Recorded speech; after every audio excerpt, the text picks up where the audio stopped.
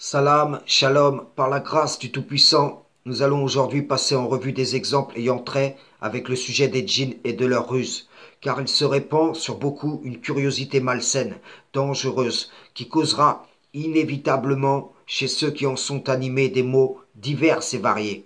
Débutons par une règle à connaître tirée d'un exemple coranique, une règle qui nous enseigne que nous ne devons pas chercher à interagir avec les djinns. Lorsqu'une troupe d'entre eux passèrent près du prophète, il ne les vit pas. Il en fut informé. Ceux-ci n'essayèrent pas de rentrer en contact avec lui, mais repartirent vers leur peuple en avertisseurs. Donc ni dans un sens, ni dans l'autre, il n'y eut recherche d'interaction. Si ce n'est que les djinns l'aient vu, de là où nous ne les voyons pas. Il y a d'un côté comme de l'autre une tentation, celle de les solliciter d'une façon ou d'une autre, et pour eux d'abuser d'une façon ou d'une autre, et cela ne sera pas profitable à quiconque y cède.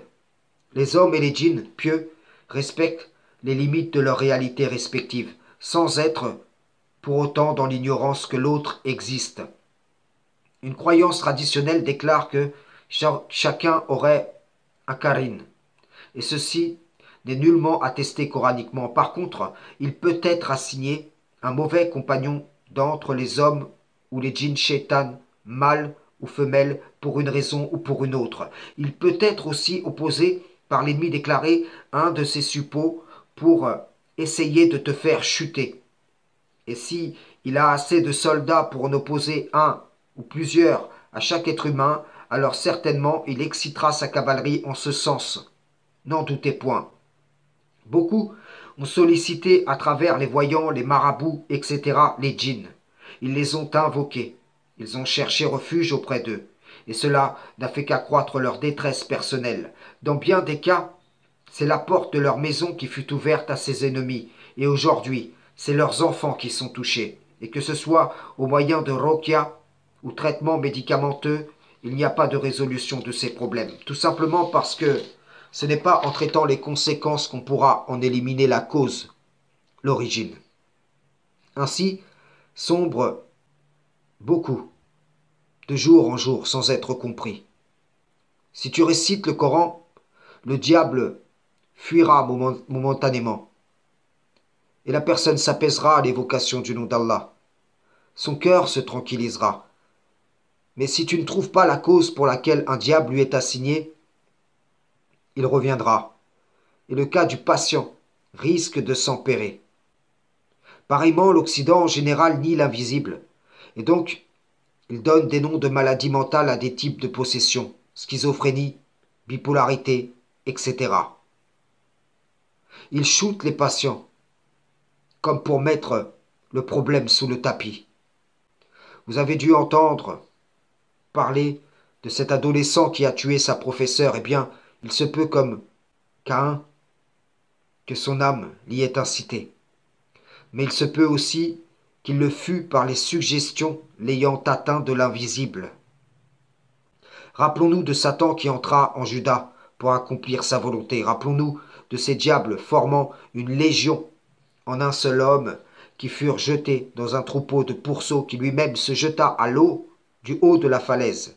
Le Coran atteste qu'il y a des djinns plongeurs et bâtisseurs. Le Coran atteste de leur capacité. Les diables n'ont pas besoin forcément de tourmenter l'homme, mais ils peuvent simplement utiliser l'homme. Le Coran dénonce les extravagances proférées par l'insensé d'entre eux.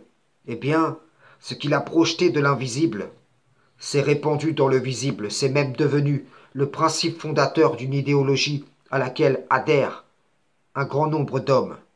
Avez-vous déjà entendu? Si tu acceptes Jésus comme Seigneur et Sauveur, tu ne pécheras plus. En réalité, tous tes péchés pardonnables seront remplacés par le seul péché qu'Allah ne pardonne pas.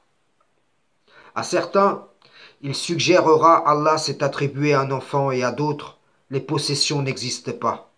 N'avez-vous pas entendu ces gens qui commencent à prêcher que les possessions n'existent pas? Demandez-vous si au fond ce n'est pas pour dissimuler qu'ils le sont eux-mêmes.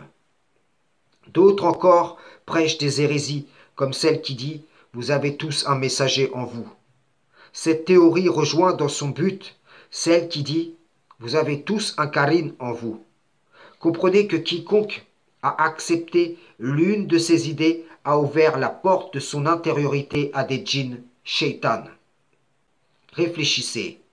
Si par vos croyances vous acceptez que chacun d'office a un djinn en lui, ne vous étonnez pas de devoir y être confronté. Par la ruse, en vous faisant adopter cette croyance, l'ennemi va vous charger d'un diable que vous penserez devoir soumettre, dont la présence sera à vos yeux légitime, et vous inculquerez cette croyance à vos enfants, les mettant dans une position de faiblesse, pour la simple raison que via cette croyance, vous acceptez la présence d'un diable auprès de vous. Donc si vous dites Seigneur, protège-moi de leurs suggestions, protège-moi de leur présence à proximité de moi, ne vous étonnez pas que cette invocation n'ait aucune incidence. Réfléchissez, c'est comme si quelqu'un frappe à votre porte. Vous le faites entrer, tout en disant Seigneur, fais-le sortir. Il y a contradiction entre votre comportement, ce que vous acceptez, et ce que vous demandez. La plus simple des logiques exigerait de vous que vous ne le laissiez pas entrer et que vous invoquiez Allah pour qu'il l'éloigne de votre porte. Rendez-vous compte, via une croyance erronée, c'est tous les membres d'une communauté qui peuvent être atteints.